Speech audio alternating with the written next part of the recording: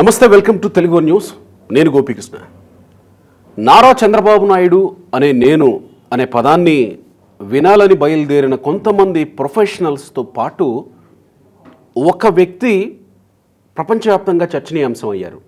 తన వ్యాపారాన్ని పణంగా పెట్టి చంద్రబాబు నాయుడు అరెస్ట్ చేయడం అంటే దీనికి నిరసనగా నేను వైఎస్ఆర్సీపీ వాళ్ళకి నా కంపెనీ నుంచి నేను ఎటువంటి సర్వీసులు ఇవ్వను అని చాలా గౌరవప్రదంగా బోర్డు పెట్టి రిజల్ట్స్ వచ్చేంత వరకు తన షోరూమ్ ముందే ఆ పోస్టర్ పెట్టి ఉంచిన జెనెక్స్ అమర్ గారు మనతో పాటు ఉన్నారు. అమర్ గారు నమస్కారం. నమస్తే అండి. కంగ్రాచులేషన్స్. Thank you. మీ ఆశయం సిద్ధించింది. Thank you. మీ కళ నెరవేరింది. Thank you. Congratulations to you also. Yeah, thank you. But state ఇంట్రెస్ట్లో మనం చూసినప్పుడు మీలాంటి వాళ్ళ కష్టం అంతా ప్రతిబింబించింది ఆంధ్రప్రదేశ్లో. మీరంతా వెళ్ళి అక్కడ కష్టపడినప్పుడు ఆ కష్టం అంతా ఈరోజు ప్రతిబింబించి దాదాపు 160+ సీట్స్ గెలవడం అని అంటే ఫస్ట్ మీ ఫీల్ ఏంటి? ఈ గెలుపు మీద మీ ఫీలింగ్ ఏంటి? చరిత్రలో ఇంకేం చెప్తాం. లైఫ్లో కొన్ని ఘట్టాలు ఉంటాయి చూసారా, అంతకన్నా లైఫ్లో నేను ఇంతగా ఎంజాయ్ చేసింది లేదు. అంటే ఏమంటారు, నేను గెలిచిన అంత ఇది ఎంజాయ్ చేయను. ఓకే, వ్యక్తిగతంగా మీరు గెలిచినట్టే అంత గెలిచిన, ఎందుకంటే అంత కృషి చేసాం, 9 నెలలు అంత కష్టపడ్డాము. ఆ ఫలితం చూసిన తర్వాత వన్ సైడ్ తెలుగుదేశం పార్టీకి చరిత్రలో ఎప్పుడు ఈ 40 ఏళ్లలో ఇలాంటి విజయం దక్కలేదు. ఆ స్థాయిలో ప్రభుత్వం చేస్తున్న అక్రమాలని ప్రజల్లోకి తీసుకెళ్లడంలో ప్రతిపక్షాలు సక్సెస్ అయ్యాయి. వాటిలో మీ పాత్ర కూడా ఉంది అని నేను అంటున్నా. ఈసారి మీలాంటి వాళ్ళు తర్వాత ప్రొఫెషనల్స్ బయటకు రావడంతో ఇంత పెద్ద హ్యూజ్ రెస్పాన్స్ జనాల నుంచి వచ్చిందేమో అని నేను అనుకుంటున్నా. మీరు యాక్సెప్ట్ చేస్తారా? డెఫినెట్లీ. అక్రమ అరెస్టులు, బాబు గారిని అరెస్ట్ చేయటము, త్రిపుల గారిని, పట్టాభి గారిని, అలా ఎంతో మందిని హింసించటము, అందులోంచి పుట్టినాయనండి ఇవన్నీ. ఓకే, ఇప్పుడు సిబిఎన్ ఫోరం అయినా ఎవరైనా అందులోంచి వచ్చి ఎగ్జాక్ట్లీ గ్రాటిట్యూడ్, బాబు గారికి కృతజ్ఞత గ్రాటిట్యూడ్ చూపెడటానికి వచ్చినాయి ఇవన్నీ. Exactly same. మీరు గ్రాటిట్యూడ్ మాత్రమే నేను చెప్పడం మర్చిపోయాను. మీరు ఒక ఫోరం స్టార్ట్ చేసి మీరు కాన్స్టిట్యున్సీస్ లో కూడా చంద్రబాబు ఎందుకు రావాలో తన అవసరాన్ని చెప్తూ తిరిగారు కదా. మీరు అనుకున్నారా ఇంత 160+ గెలుస్తామని అనుకున్నారా కూటమి? లేదండి, అంటే ముందైతే అస్సలు ఎక్స్పెక్ట్ చేయలేదు. అయితే 100+. ఎందుకంటే లాస్ట్ 4 days కదా క్రూషియల్ డేస్. లాస్ట్ 4 days లో ల్యాండ్ యాక్ట్ ఒకటి బాగా ఎక్కింది, ల్యాండ్ టైటిలింగ్ యాక్ట్. అలాంటి చాలా అండి. కానీ మీరు 151+ అని అన్నారు. 151 జగన్మోహన్ రెడ్డికి వచ్చే 2019లో 151+ వస్తాయని ఎట్లా చెప్పగలిగారు? యాక్యురేట్గా దాదాపు మీరు చెప్పినట్టుగా అన్ని సర్వే సంస్థలు, చాలా క్రెడిబిలిటీ ఉన్న సర్వే సంస్థలు కూడా 130-135 వరకు ఆగిపోయాయి. 151+ అని మీరు ఎట్లా చెప్పగలిగారు? ఎలక్షన్ అయిన ఆ రోజు రాత్రి తర్వాత టీవీలో కానీ డిబేట్స్లో కానీ ఐ స్ట్రాంగ్లీ బిలీవ్ దట్ 151కి ఒక సీట్ ఎక్కువ కానీ తక్కువ రాదని చెప్పాను. మీతో కూడా చెప్పాను, అందరికి చెప్పాను. ఎందుకనంటే దానికి there is a reason. Centre లో కూడా చెప్పాను. 20 నుంచి 22 వస్తాయి, 20 నుంచి 22 వస్తాయి. ఇంకోటి కింగ్ మేకర్ ఉంటారు బాబు గారు సెంట్రల్ లో. అదే మాట ఆ రోజు చెప్పాను, ఈ రోజు చెప్తాను. 3 వారాల ఇప్పుడు సెకండ్ లార్జెస్ట్ పార్టీ అయ్యారు. సెకండ్ లార్జెస్ట్ పార్టీ అవుతుందని చెప్పాను. బాబు గారు డిసిషన్ మేకర్ అవుతుందని చెప్పాను. బాబు గారు చక్రం తిప్పుతారని చెప్పాను. స్టేట్ సెంట్రల్ లో 2 బాబు గారు చక్రం తిప్పుతారని చెప్పాను. ఇక్కడ కూడా క్లీన్ సీట్, 1 side మెజార్టీ, 151కి ఒక సీట్ ఎక్కువ వస్తుందని చెప్పాను. ఇవన్నీ ఏంటంటే మేము 9 నెలల నుంచి అక్కడ జనాలు పడే బాధలు, వాళ్ళ కష్టాలు, బాబు గారి మీద ఉన్న నమ్మకము, ప్రేమ, ఎమోషను, ఇష్టము, వాట్ ఎవర్, ఇవన్నీ there are so many reasons అండి. ఇక్కడే ఒక ప్రశ్న అమర్ గారు, 151+ సీట్లు వస్తాయని చెప్పిన వాళ్ళలో మొట్టమొదటి వ్యక్తి మీరు. సర్వే సంస్థలన్నీ 130-130+ వరకు వచ్చి ఆగే, అంటే మ్యాక్స్ 135+ వరకు వచ్చి ఆగిపోయాయి. 151+ మీరే చెప్పారు. ఎలా చెప్పగలిగారు? తర్వాత పార్లమెంట్లో కూడా 20-21+ మీరే చెప్పారు. అదే లీడ్ ఇప్పుడు కొనసాగుతూ ఉంది. దాదాపు ఓన్ అయిపోయి కూడా ఉండొచ్చు బహుశా. ఎలా సాధ్యమైంది అది చెప్పడం?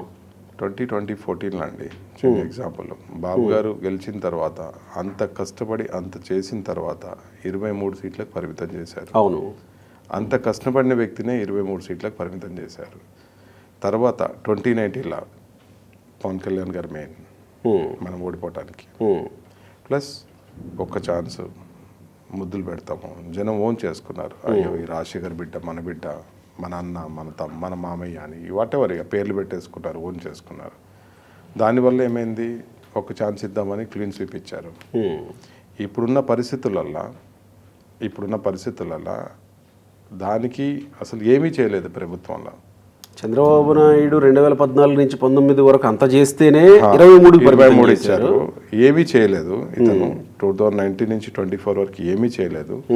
13 లక్షల ఏదైతే వేల లక్షల కోట్లు ఏదైతే ఉన్నాయో అన్ని అప్పుల పాలు చేశారు. సగటుగా మీ మీద కూడా 3 లక్షలు అప్పుదాకా చేశారు. ప్రతి మనిషి మీద పథకాల మీద వ్యతిరేకత ఉంది. మాట కానీ, తిరిగే స్వేచ్ఛ కానీ, బతికే స్వేచ్ఛ లేదు ప్రజలకి. అంతా కనుసైగల్లో నడిచేది వాలంటరీ వ్యవస్థ కానీ ప్రతిదీ కూడా. ఇది మీరు నేరుగా ప్రజల్లోకి వెళ్ళిన తర్వాత వాస్తవాలు తెలుసుకున్న తర్వాత 9 నెలలు జనాల్లో ఉన్న ఎమోషన్స్, బాబు గారు కావాలని ప్రేమ, ఇష్టం, ఎమోషన్స్, ఇక్కడి నుంచి వెళ్ళిన విధానము, ఎన్ఆర్ఎస్ వచ్చిన విధానము, వాళ్ళు వర్క్ చేసిన విధానము, అన్ని విధానాలు ఏదైతే ఉన్నాయో, ఏమి చేయని జగన్కే ఒక మాట మీద నమ్మి 151 ఇస్తే, ప్రూవెన్ లీడర్ లైక్ బాబు గారు ప్రూవెన్ లీడర్, విజనరీ లీడరు, పథకాలు, సంక్షేమం, అభివృద్ధి 2 చేస్తారు కదా. అలాంటి లీడర్కి ఇలాంటి పరిస్థితులలో, ఇలాంటి పరిపాలనలో బాబు గారికి ఎంత ఇస్తారు? సింపుల్ లాజిక్ అండి, ఒకటే. ఇప్పుడు మనము కూటమి అయ్యి ఆ 6% లాస్ట్ టైం పవన్ కళ్యాణ్ ఆ ప్రాబ్లం నుంచి బయటకు వచ్చాము. ఎలక్షన్ మేనేజ్మెంట్ బీజేపీ టైఅప్తోనే ఎలక్షన్ మేనేజ్మెంట్ కూడా సవ్యంగా న్యూట్రల్గా చేయగలిగినాం, వన్ సైడ్ కాకుండా. ప్లస్ ఎమోషనల్గా ఓటర్స్ 3% పెరిగింది లాస్ట్ టైంకి, ఈ టైంకి 3% పెరిగింది. ఎమోషనల్గా కనెక్ట్ అయినారు. ఈసారి ఎట్టి పరిస్థితుల్లో వాళ్ళు ఓటేసుకున్నట్టు, బాబు గారికి ఓటేస్తున్నట్టు 175 మెంబర్స్కి ఓటేయలేదు, 175లో బాబు గారికే ఓటేశారు. బాబు గారి బొమ్మ చూసేయటము, టీచర్ ఓట్స్ వన్ సైడ్ పడటము, అన్ని లక్షల ఓట్లు పడటం వన్ సైడ్. ఇంత వ్యతిరేకత, సింగిల్ డిజిట్ కి పరిమితం చేసేంత, ఇవన్నీ కారణాలతోనే ఒకటే నాకు అనిపించింది ఏంటంటే 151కి ఒక సీట్ ఎక్కువ వస్తుంది కానీ తక్కువ అనిపించింది. ఎందుకంటే చాలా కారణాలు ఉన్నాయి. మాట్లాడే స్వేచ్ఛ లేక ప్రతి వాళ్ళని అడిగితే వైసీపీ, ఎవరు కోటేస్తామంటే వైసీపీ. మాకు ఇన్నర్ ఫీలింగ్స్ అర్థమైనాయండి.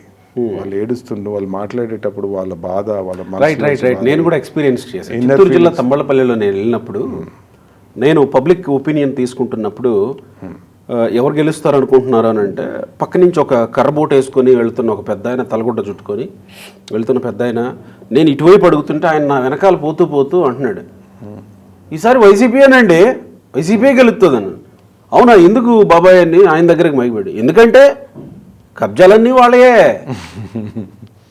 జనాలు చంపేదంతా వాళ్ళు కాక ఇంకెవరు గెలుస్తారండి అని అనేసాడు. అంటే జనాల్లో అలాంటి ఒక భావన పేరుకుపోయి ఉంది. చాలా మంది ఏంటంటే ఈ వాలంటరీ వ్యవస్థ ఏం చేస్తున్నారంటే, మన ఇంట్లో ఏం జరుగుతున్నది అది కెమెరా లాగా చూస్తున్నారు. దానివల్ల ఎవరు మాట్లాడే స్వేచ్ఛ, ఏ స్వేచ్ఛను కోల్పోయినారు. కాబట్టి వాళ్ళు ఎవరు అడిగినా కానీ ఒకటే మాట చెప్పేవాళ్ళు, వైసీపీకే ఓటేస్తున్నాం. అందులో ఎవరు మంచో, ఎవరు చెడో, ఎవరు ఎక్కడి నుంచి వచ్చారో, ఎందుకు అడుగుతున్నారో తెలియదు కదా వాళ్ళకి. సో పార్లమెంట్ విషయానికి వస్తే మీరు 20-21+ ఎట్లా చెప్పగలుగుతారు? సరే, అసెంబ్లీ అంటే కొంచెం దగ్గరగా అసెంబ్లీ అభ్యర్థులు ఉంటారు కాబట్టి ఓకే, ఫైన్. పార్లమెంట్ విషయంలో కూడా ఎట్లా సాధ్యం అవుతుంది? ఒక పక్క మోడీ బీజేపీ కంటెస్ట్ చేస్తుంది, ఇంకో పక్క జనసేన కంటెస్ట్ చేస్తుంది, ఇంకో పక్క టీడీపీ కంటెస్ట్ చేస్తుంది. ఇవన్నీ కూటమి కదండి, కూటమి కదా. మనకు ఒకటే అపోనెంట్, ఒకటి వైఎస్ఆర్ ఒకటే కదా. అవును, కాంగ్రెస్ వైఎస్ఆర్, కాంగ్రెస్ ఒక సీటు షర్మిలది, కాబట్టి వాళ్ళిద్దరిలో ఒకటే గెలుస్తారు. ఇలా వాళ్ళ ఒకటే గెలుస్తారు. ఇంకేముంది, 24-25 స్థానాల్లో కాంగ్రెస్కి, అది వైఎస్ఆర్సీపీకి అసలు స్ట్రెంత్ లేదు. ఆ 3 కూడా 4 కూడా గెలవటానికి వేరే కారణాలు, అంతేగాని వాళ్ళ స్ట్రెంత్ వల్ల గెలవలేదండి అవి కూడా. ఈసారి పబ్లిక్ ఒకటే ఎమోషన్, ఒకటే ఫీలింగ్. బాబు గారు బొమ్మ బ్లైండ్ గుద్దేశారు. అది మాకు ముందే తెలిసిందండి. ఎలక్షన్ అయిన విధానం అవన్నీ ముందే తెలిసింది. తర్వాత ఈ విషయాన్ని కేంద్రంలో కూడా, ఎన్డీఏలో కూడా సింగిల్ లార్జెస్ట్ పార్టీగా అవతరించే అవకాశం ఉంటుంది, కేంద్రంలో కీలకమయ్యే అవకాశం ఉంటుందని కూడా కామెంట్ చేసింది మీరే ముందు. ఎందుకంటే వాళ్ళకి పూర్తి మెజార్టీ రాదని నా ముఖ్య నమ్మకం. ఎడ్జ్ లో బయటపడతారు. బాబు గారే కన్వీనర్, వాట్ ఎవర్ ఏదైతే ఉమ్మడి ఏదైతే ఉందో బాబు గారే లీడ్ తీసుకుంటారు. బాబు గారికి పిఎం ఆఫర్ చేసినా ఆశ్చర్యపోవాల్సిన విషయం లేదు. ఎందుకంటే సిచ్యువేషన్స్ అలా ఉన్నాయి అక్కడ. ఎందుకంటే బాబు గారి, ఎందుకంటే మనిషిని దేవుడు చేశాడు జగన్.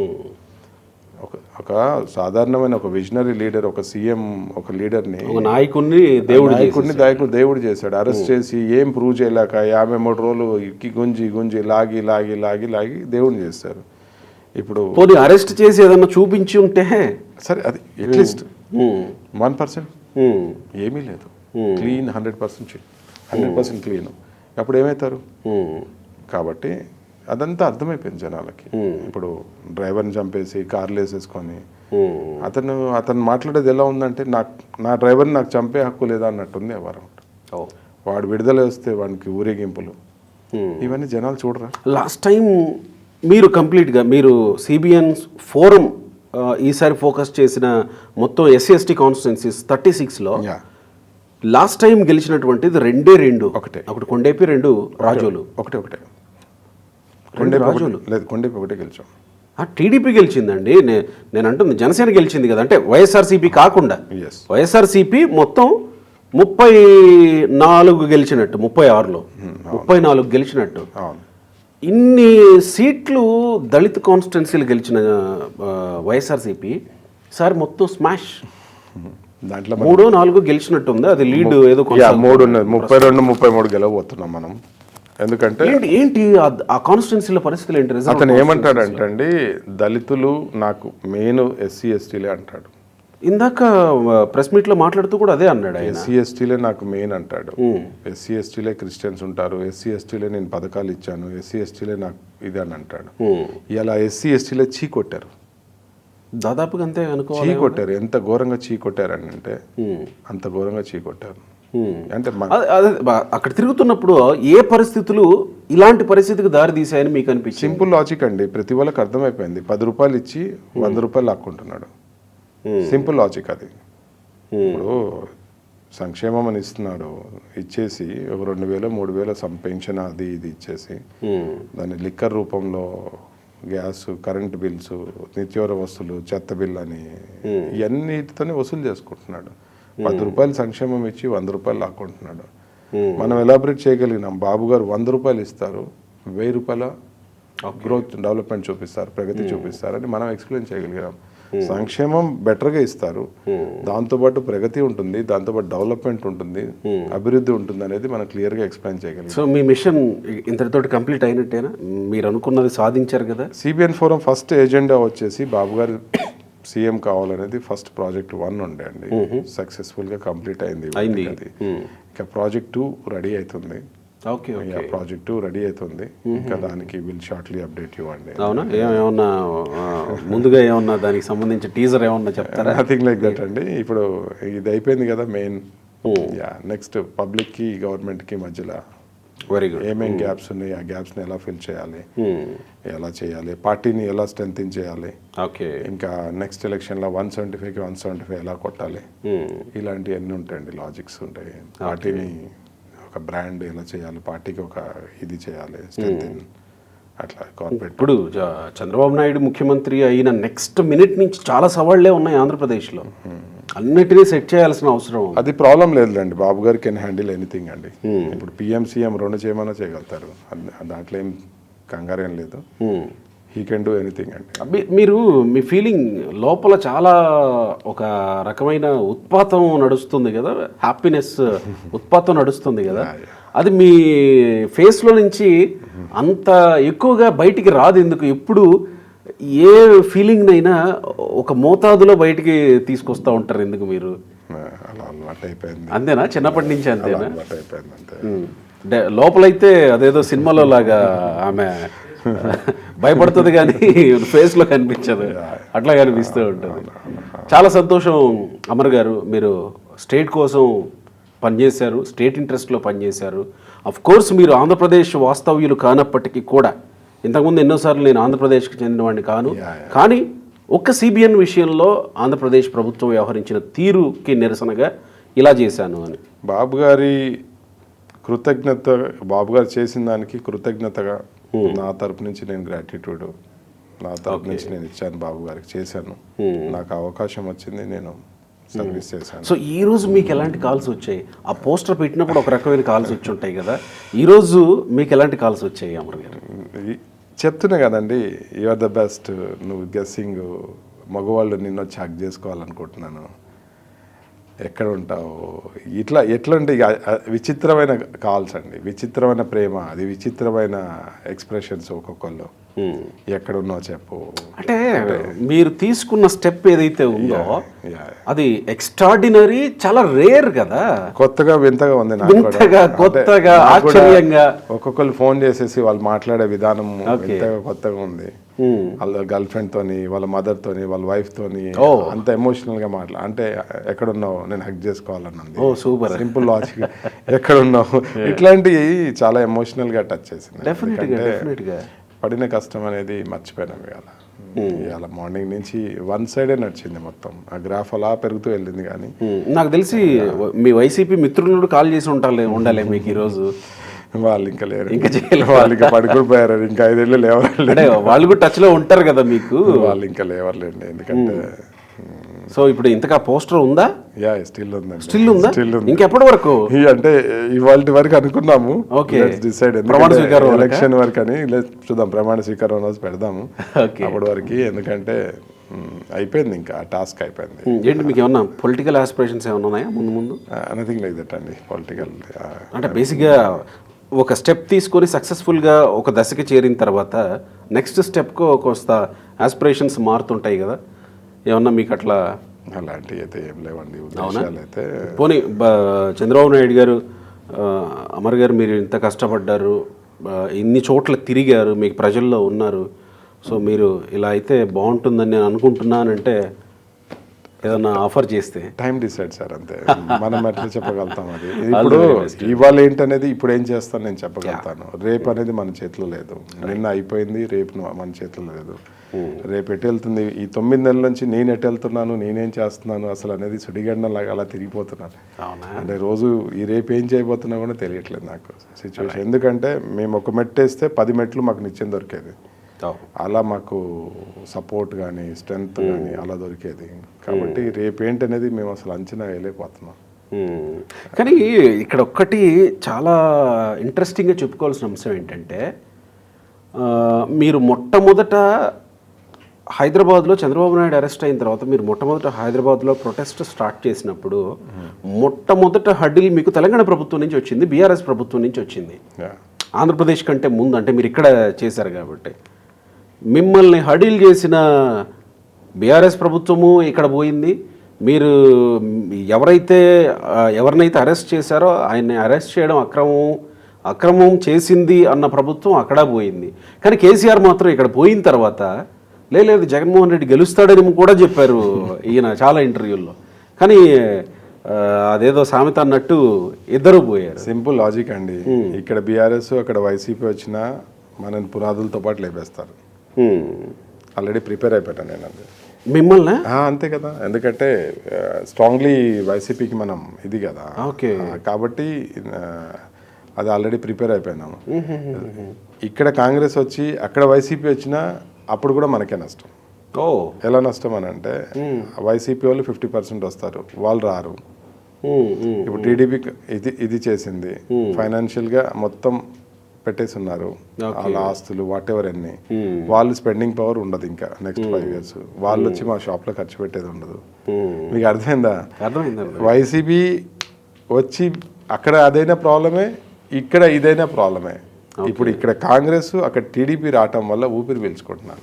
అంటే మీకు అర్థమైందా? ఒక మంచి మనం చేయాలనుకున్నప్పుడు మంచి పంచభూతాలు సహకరిస్తాయి, నేచర్ సహకరిస్తుంది అన్నట్టు.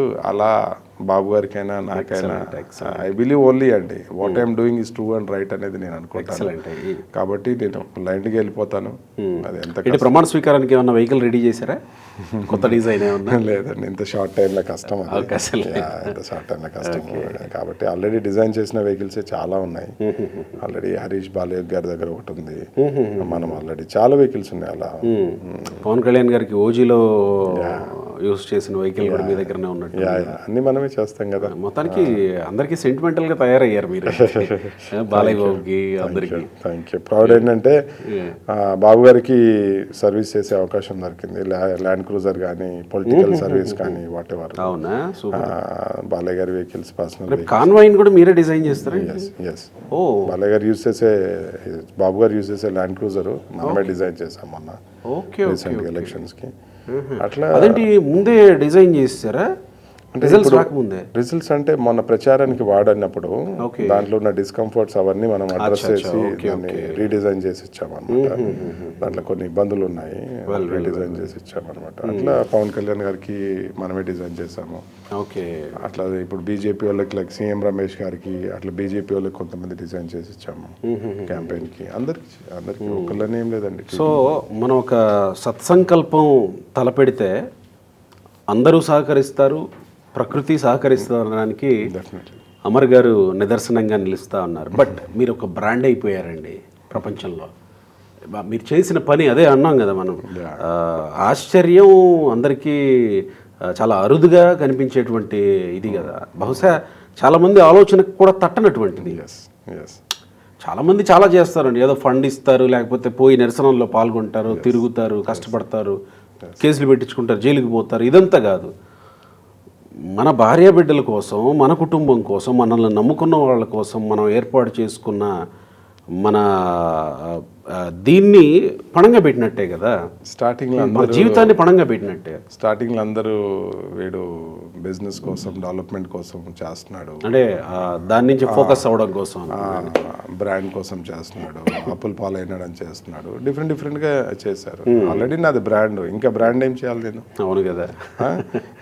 అప్పుల పాలైతే నేను ఇప్పుడు ఫోరంని 9 months నడపలేదు. బాలయ్య ఎలాంటి బ్రాండ్, బోయపాటి ఎలాంటి బ్రాండ్, అదే బ్రాండ్ అమర్. కాబట్టి మనకి అన్ని స్ట్రెంత్ ఉందండి. బ్రాండ్ ఉంది, బిజినెస్ ఉంది, నాకు 6 స్టోర్లు ఉన్నాయి, 25 ఏళ్ళ నుంచి బిజినెస్ చేస్తున్నాను. అది కొత్త ఏం కాదు. ఒక 50 మంది టీం ఉన్నారు నా దగ్గర, 50 people టీంతోని ప్రాపర్గా బిజినెస్ రన్నింగ్లో ఉంది, దానికి ఏం లేదు. కాబట్టి వాళ్ళందరూ స్వార్థం కోసం చేస్తున్నారు, ఇది ఏది అన్నప్పుడు ఈ 9 నెలలు నడిపిన విధానం ఫోరంని అనుకోండి, మాక్సిమం 80% నేనే పెట్టాను ఫోరంకి. మిగతా అన్ని ఫండింగ్స్ చంద్ర గారు, కళ్యాణి గారు వాళ్ళ కొంతమంది ఫండింగ్స్ ఇచ్చారు, స్వచ్ఛందంగా ఇచ్చారు, మనం ఎవరు లేదు. మిగతాది మా టీం సభ్యులు అందరు చేశారు.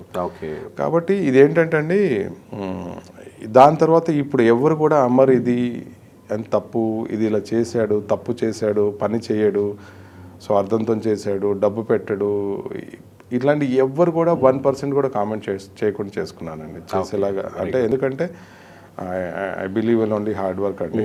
నేను హోల్ హార్టెడ్లీ మీకు అనిపించింది చేశారు, మీరు ఫీల్ అయ్యారు, చేశారు, అంతే. That's it. పని చేసుకుంటూ వెళ్ళిపోతాను, తర్వాత అదే రిటర్న్స్ వస్తుందని నమ్మేవాడిని నేను. చాలా సంతోషం అమర్ గారు. మీకు ఏమైనా ఎక్స్టెన్షన్ ప్లాన్స్ ఏమైనా ఉన్నాయా ఏపీకి, మీ బ్రాంచ్లో? డెఫినెట్లీ, ఎందుకంటే ఆ బ్యానర్, ఆ ఎమోషన్, ఆ సెంటిమెంట్ సేమ్ కంటిన్యూ చేయాలి కదా. డెఫినెట్లీ ఏం చేయాలి కదా, ఎందుకంటే అక్కడ చేయాలి కదా, అక్కడ చేయాలి. ఎందుకంటే ఆ పార్టీ అపోజిట్ ఏదైతే వైఎస్ఆర్ పార్టీ ఉందో దాన్ని క్లీన్ చేయాలి కదా. మీకు నేను ఇంకొక విషయం చెప్తాను. 2014 నుంచి 2019కి మధ్యలో గుంటూరులో ప్రత్యేకంగా రాజధాని ప్రాంతంలో మొత్తం అది కోర్ క్యాపిటల్, మొత్తం సిఆర్డిఏ ప్లానింగ్ ఇదంతా డిజైన్ అంతా అయిపోయిన తర్వాత ఎప్పుడూ లేనిది ఎన్ని కార్ల షోరూమ్లు గుంటూరు రోడ్ల మీదకి వచ్చేసాయంటే షాకింగ్. ఒకరోజు గుంటూరు నుంచి విజయవాడకి వెళ్ళేటప్పుడు ఒక షోరూమ్ కనిపిస్తుంది, మళ్ళీ అటు నుంచి ఇటు వచ్చేటప్పుడు ఇంకో షోరూమ్ కనిపిస్తుంది. ఇదేంట్రా బాబు వెల్లువలా అయిపోయింది కార్ల షోరూమ్ అనుకున్నాను. సో డెఫినెట్గా మీకు కూడా మంచి బిజినెస్ వస్తుంది అయితే విజయవాడకి వెళ్తే కనుక. Right, all the very best Amar garu. Thank you. మీ సంకల్పాన్ని నెరవేర్చుకున్నారు. Thank you. Right, thank you.